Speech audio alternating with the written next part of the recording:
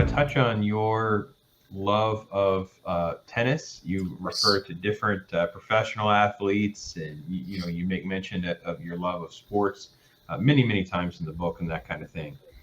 Um, I don't think there's really any of your 10 that you can kind of take out of any one profession or goal or anything like that. But uh, you associated with in one chapter in particular, you're talking about you talk about respect, and you talk about different things. Like, is there one thing in particular you're like, if athletes don't have this, they're not going to make it. It's not going to work out. I know we talk about perseverance. That's a cheat. That's like a cheater one. I have to take that one off the table because that's like because if you're an athlete or you're struggling in that arena at all, and you don't have a certain element of self-determination and perseverance, because no one wins every single thing. I mean, Michael Jordan had a rough start to his career from a win-loss record.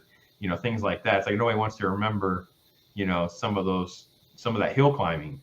I hear it all the time on YouTube because people always see things and you're like, yeah, but this person's been doing this for 10 years.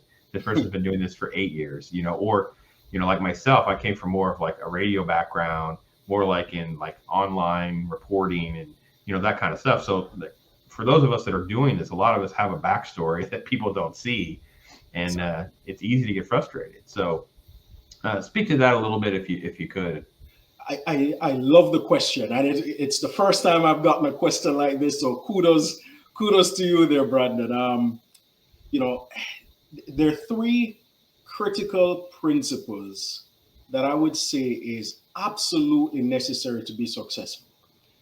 But before I go into the 3, I think you mentioned respect, and I want to highlight that before going into the other 3 because in the book, I shared a unique story. I'm not sure if you watch Cool Runnings, Brandon. Have you ever watched Cool Runnings? Oh, absolutely. Yeah. Hang on. Yeah. I mean, I'm okay. I have a whole channel of just me being the movie nerd. So, yes. And the best part of that is the internet's perfect for someone like me, because if I don't know something, yes, I go down the rabbit's hole. So for me, because I wasn't witnessing the Jamaican bobsled story in real time, I see a movie like that, I'm immediately down the rabbit's hole trying to learn and educate myself and really get the grasp, because then I have an appreciation for the film beyond just the film itself. I have an appreciation for the effort to capture something historic, capture the stories of these individuals, all of them. And some movies it's villains. I was like, I didn't know certain pieces of stories, and I can only better understand. So, a true story like that. Oh yeah, I'm a big fan. I'm a big fan of a lot of sports movies are like in that sweet spot where they're not like the all-time great list, but they're so rewatchable. They're in this middle ground of good.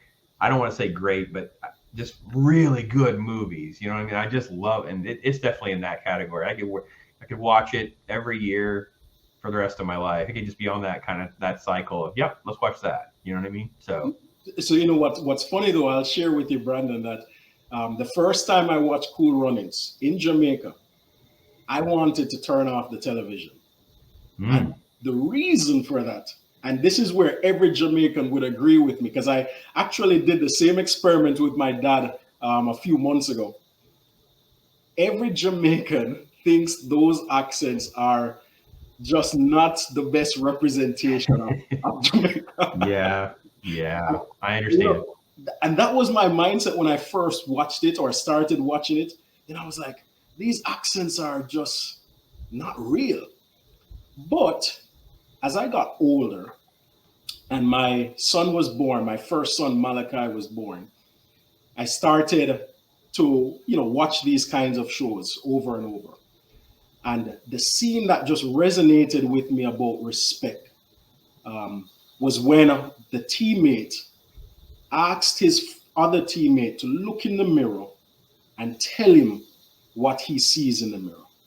Mm-hmm. And what he said was, I see pride, I see power.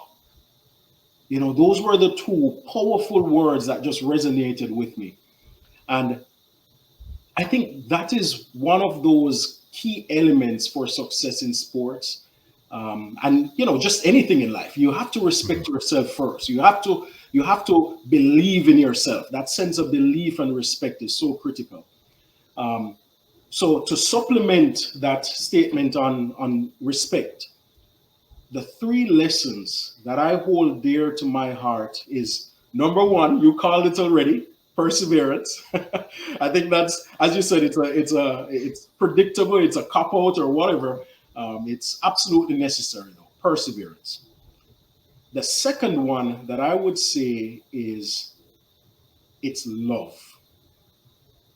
And you can define love as whether a love for the sport or the game itself, a love for your teammate, a love for your opponent.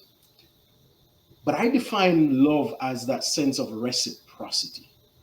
What would you want? How would you want to be treated? And that's why I think tennis is so pivotal as a sport to showcase these life values, because when you think about it, no matter how brutal or how painful a match is, at the end of that match, a handshake is reciprocated. At the end of a tennis match, both players meet at the net and they shake hands. And whether you've lost or you've won, you would want your opponent to give you that respect and show that level of reciprocity in playing that game or competing that game together. So I would say reciprocity or love is that second piece. The third one is not that obvious, and it's something that we all have to continue to grow on. But it's the lesson that I learned the most from Roger Federer. The first male tennis player to hit that 20 Grand Slam threshold. No other player has done that before. He shares it right now with Nadal and Djokovic, and I respect all 3 of them. But when I think of the value that I've learned over the years from Roger Federer, it's humility.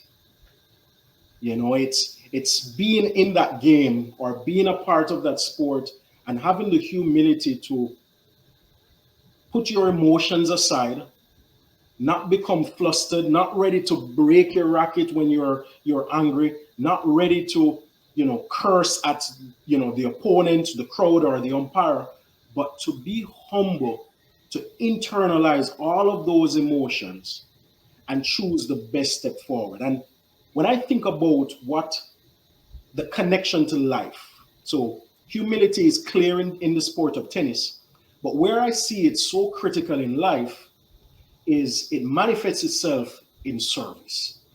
So when I think about what's the core reason of writing this book, it's the mentality or what's inside my heart, being humble to serve the next generation, to serve others by sharing this story in a transparent way, to give them the tools or share with them the tools that will guide them to their level of success. So, in summary, I would say it's definitely respect for yourself, looking in that mirror, seeing pride, seeing power. But the 3 lessons, the 3 values that I think are so critical to my life, I can only speak about myself. I've read it in several other books, but speaking for myself, it's perseverance, it's love through reciprocity, and most importantly, it's humility. Humility to serve, humility to be a team player, humility in so many different ways. Yeah, absolutely. And